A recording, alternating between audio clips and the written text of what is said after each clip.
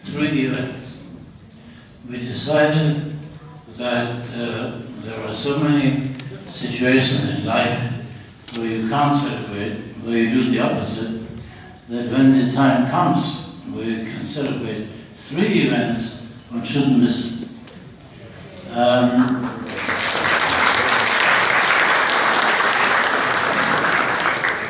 And we thank you for helping us to celebrate. Now, celebrating in Jerusalem is something special. And we who live in Jerusalem feel history all the time. I don't know if you know, but we discover new things about Jerusalem all the time. The first and second temples don't exist anymore. But we dig up remains and interesting parts of the temple every day.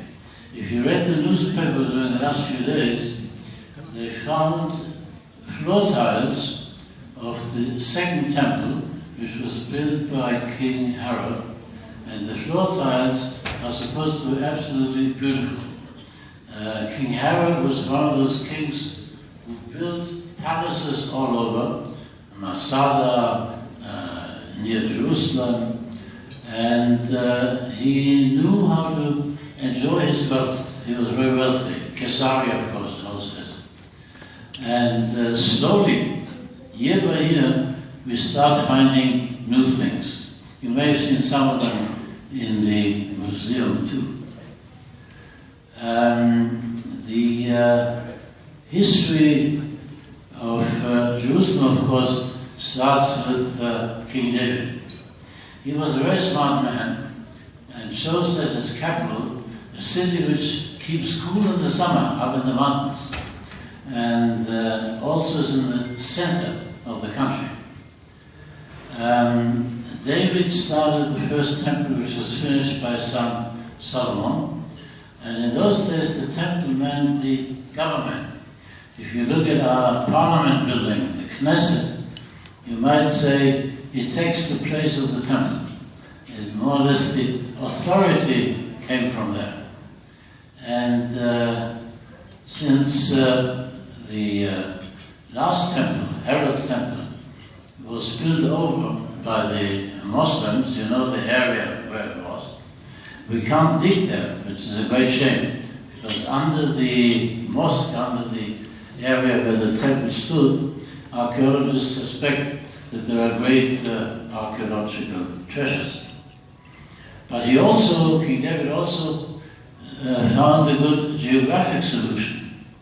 And as you probably know, while the temple was around, the Jews of Palestine, of Israel, the people made 3 pilgrimages a year to Jerusalem.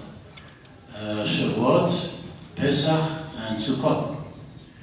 And in those days, the trip from Tel Aviv to Jerusalem, or from the coast, Tel Aviv didn't exist, from the coast to Jerusalem took 2 or 3 days.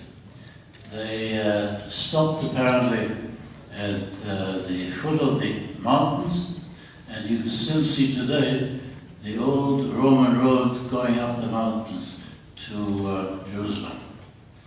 Now you'll be glad to hear, in case you don't know, that on your next visit you should be able to make the trip from Tel Aviv to Jerusalem in 28 minutes.